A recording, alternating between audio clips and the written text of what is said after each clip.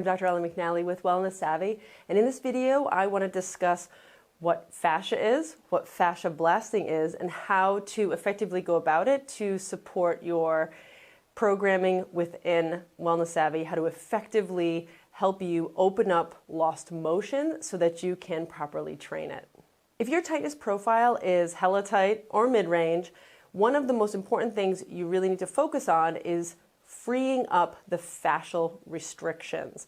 Now, there's the metabolic component that you have or will soon learn about that you want to definitely work on addressing, but how about the actual anatomy of it, freeing up those restrictions directly?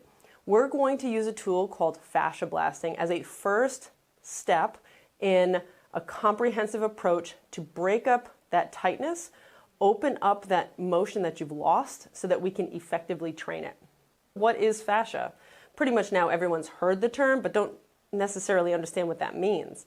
So if you think about taking a raw chicken breast, I know it's gross, but it just is really, it's the easiest way to visualize what fascia is. You can think about that thin layer of film that can be on top of that chicken breast, and if you kind of peel up that thin film, there's a webbing underneath it. That's fascia. That webbing is made up of individual fibers that should have some elasticity, some pliability to it.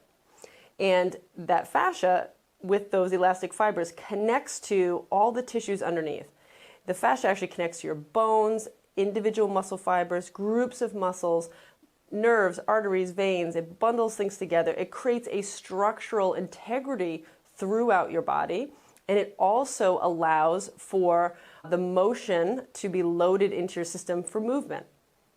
So over time, for various reasons, you're going to get areas that get very restricted together and tight, and they've lost that motion. It feels all stuck together. That's that shrink wrap I'm always referring to.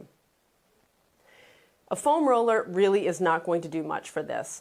It's this thickened tissue that's all stuck together. It's kind of like scar tissue. You can think of it that way. A little different, but we need to break that up. And the foam roller is a wider surface area. It's very difficult to get a sense of peeling the tissue away from each other, and you can only really do so much.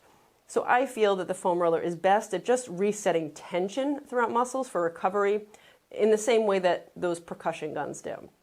But if we want to effectively break up those adhesions in the fascia, we're going to use a FasciaBlaster first, then we're going to add in some static stretching for 2 minutes, then we're going to do some kinetic stretching to really activate that range of motion that we're looking to re-control. Now, what's a FasciaBlaster? Well, it's a series of tools that was developed by Ashley Black, and it is in the same concept of therapeutic techniques like Graston or Gua Sha, if you've heard of those. The difference between those tools, which have a sharper beveled edge, I found in my experience that with those tools, you get tissue damage, meaning breaking capillaries and things like that, and more bruising, before you really get a good amount of work done, meaning breaking up the fascial adhesions, especially those deeper layers. So when I learned about the FasciaBlaster, I started using it immediately in the office because I felt that I could get more work done before there was too much tissue damage and I had to stop the treatment.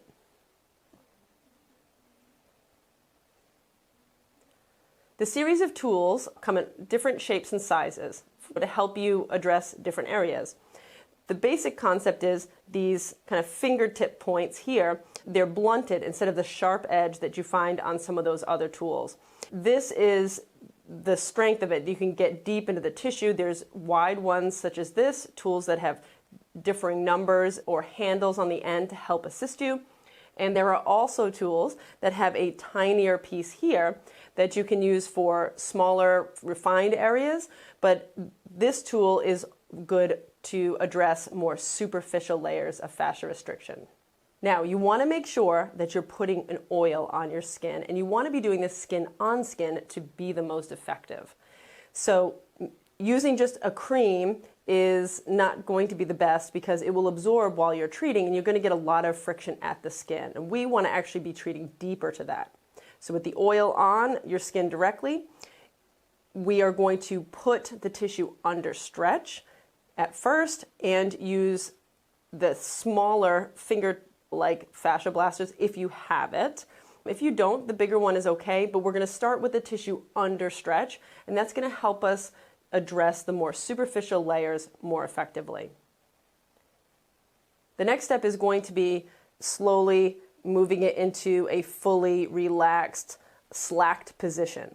And that's going to allow us to get to the deeper layers of those fascial restrictions. So that's going to be very important.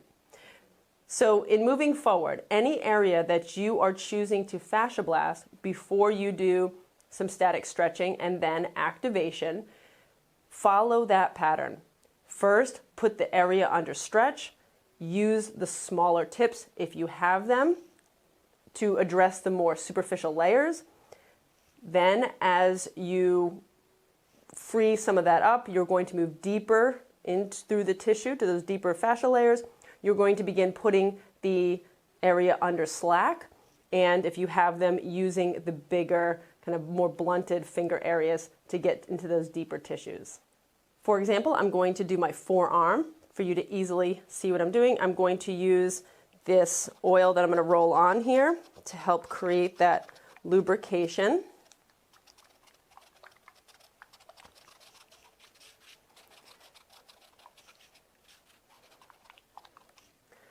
Okay, step one is going to be to put the tissue under stretch. So for the back of my arm, I'm going to create a fist and bend my wrist down. I'm going to take my smaller tips. I'm going to basically just scrape the tissue up and down in one direction.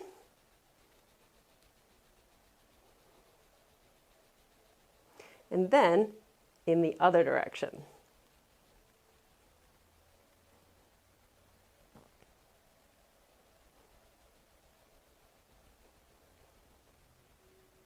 You'll feel the areas that have more restriction than others, and you want to spend more time there. Don't overthink it. Pay attention to what needs to be done. Now we're going to begin to open up our fingers, and we're going to begin putting slack into the tissue as we work deeper. And so from here, I can get into that tissue a little deeper. You can see with those fingers, I can get a little bit more compression in there. And I can bring my hand up to shorten the space here to give some slack so that I can work deeper into that tissue. And you can go up and down while you're working, work the different areas and open up that motion. And so now we're going to work it moving in the other direction.